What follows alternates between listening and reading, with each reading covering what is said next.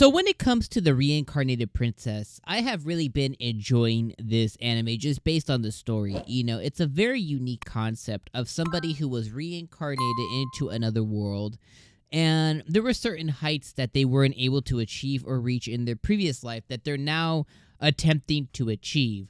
The one thing with our main character, Anis, though, or Anis, whichever way you want to say it, the main thing with her is, she was dealt an amazing hand of cards, but, somebody took out the queen or the jack or the ace, so that she couldn't complete a royal flush, and the card that they took away was magic.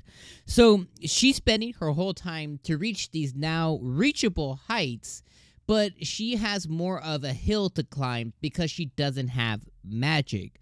But in doing so, she is taking creative liberties to do that, but she's also creating something that's kind of a beast in itself because there's a huge population of people in this land that she inhabits that simply do not have magic. So she's going to essentially be somebody that's going to curate, in a sense, kind of curate a magical revolution, kind of like the title suggests, right?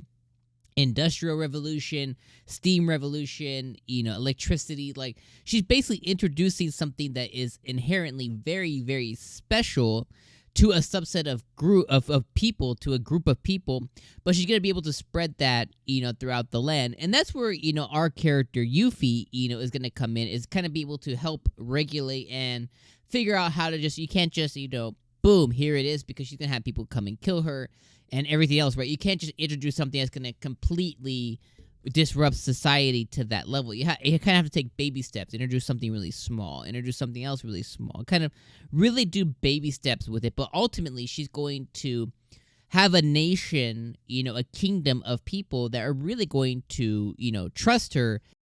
So then why the extensive setup for things that you already know? Well, the reason I kind of wanted to start this video with that is because I'm about to say something that might make you mad, especially if you're like, I love this anime. It's the best thing that's ever happened to the anime community. And I wanted to establish that I like it, and I'm going to continue to like it. And I think episodes like episode 3 are a necessity. But here's the thing, is episode 3 was a snooze fest. I'm talking SNOOZE. It was a snooze fest. And it was fine, you know what I mean? It's a fine, serviceable episode, and I've said this a tremendous amount of time on the channel already. I've said this a lot about a lot of different anime, is in the moment where you're not watching this anime or any anime weekly, and you're watching it all at once on Funimation or Crunchyroll or Bibli or Netflix or any streaming service, or you bought the Blu-ray, the DVD, the 4K ultraviolet Blu-ray, whatever it is, right?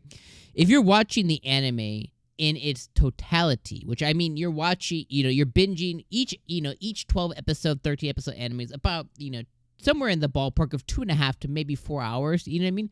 You're watching a little bit, you're watching like a Star Wars movie, a Harry Potter movie worth of anime in one sitting. And I think if you're watching this as well as anything else, episodes that are kind of the informational ground setting type episodes are completely okay, because you immediately move on to the next thing, which might be a pivotal story point, a plot twist, an action moment, something like that, right? So the reason I say that is in episode 3, here's the kind of catering of events that we got, right? Is we got a really cool we got a really cool moment of seeing that Anis had set up a security system. The security system, based on what the maid said, continues to kind of alert her of herself, because she keeps kind of breaking into her own home. A funny way to start an episode, right? Then we see that she begins playing around with Euphie. She gets her to ride a magic broom. Royalty never lies. She sends her on the magic broom alone. Funny moment again with Euphie and Anis playing around. But this whole moment, the alarm, we're talking about 3, maybe 4 minutes at the most that all of this takes up, right? So a very small amount. Then Euphie got summoned by the king, and this is kind of where the snooze fest started. She gets summoned by the king. He's basically what's the word I'm looking for?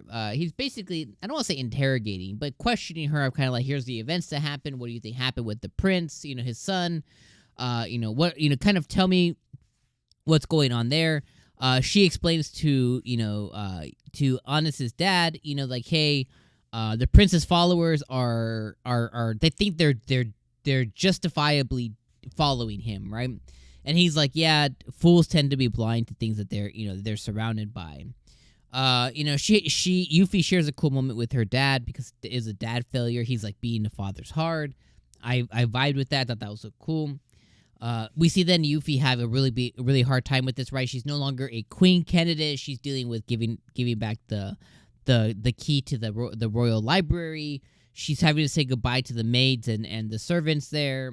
She's having to kind of say goodbye to a part of her life that's been a huge majority of her life. So again, all this is necessary, but I'm just kind of there picking my nose, like, okay, yeah, it's boring. It's boring. It's needed, and it's something that's okay if you're reading a light novel and you're trying to imagine what this scene is looking at. But when you're watching an anime, you know what I mean? Anime is a unique thing to where it kind of has to hold your attention a little bit more. Again, and I really, really want to hone in on this because I know some of y'all are going to stop watching and then go, blah, blah, blah, blah. I don't want to be really negative. It's okay in the context of you're watching this and immediately moving on to the next episode where things begin to pick up again. It's okay for there to be a drop and then a pick up again, but when you're watching it weekly, you're just living in the drop. So you're living in the boo-boo snooze fest, if that makes sense, right? Because now you're like, oh, well, I hope next week is better. And basically, the taste it leaves in your mouth is like a sour taste, right? It's like getting to like a sour part of something that you're eating before the sweetness hits you, right? You're just living in that sour part, right? Even though it might be like the best fruit or veggie or snack or sweet, but you're living in that sour part before the sweet essence takes over. So again, I want to hone on that in because I know negativity sometimes leads to keyboard biography. I know how to say the word, okay. But we have all that. So we see her, and then the next thing is we move on to the magic wand, or the magic sword, I should say, that Honest creates for Euphie. She creates a magic sword that kind of has all the elements: earth, wind, water, fire. And that was really cool. So it was a really cool thing to be able to see her kind of create a really dope weapon. She created it in mind with Euphie. She talks about Euphie, how beautiful she is and her magic, blah, blah, blah. Basically, she felt hard for this Euphie girl. Honest is in love with her magic. They share a really cute moment. So all good stuff, you know what I mean? Overall, though, episode 3 was a boring episode, you know what I mean? And I'm sorry to say that. It just was. Now, again, that doesn't mean I don't like the anime. I think it's awesome. Doesn't mean I don't like the story. I think it's compelling. Doesn't mean I don't like the characters, Honest and Euphie. I think they're awesome. I think they both bring something very unique to the anime. It doesn't negate the fact that this is a boring episode. Now, I think next week will be better. And again, in the context of watching this, in one subset or in multiple episode sittings, completely okay and serviceable. When you have to wait a week, leaves a bad taste in your mouth. That's really it. So those are my thoughts on this episode. Overall, a 5 out of 10 episode. I didn't like it. It's just kind of I didn't like it. I think, everything else has been, 10 out of 10 so far. It's been damn near masterpiece. It's 9 out of 10. I'd probably go 9 out of 10 because there are flaws. So I'd probably go 9 out of 10 so far, episode 1 and 2. 5 out of 10, episode 1. Overall, I think, if you average that out, whatever it is, I'm no mathematician. 9, 18, 5, 23. Divide that. Divide the 23, by 3, and that lands us at around like a 7.8 or something. So right about an 8 out of 10 anime so far, which is very, very, very good. So let me know what you guys thought about my thoughts, this episode, everything else in the comments below, and I'll see you guys next week. One love, my friends. Peace out.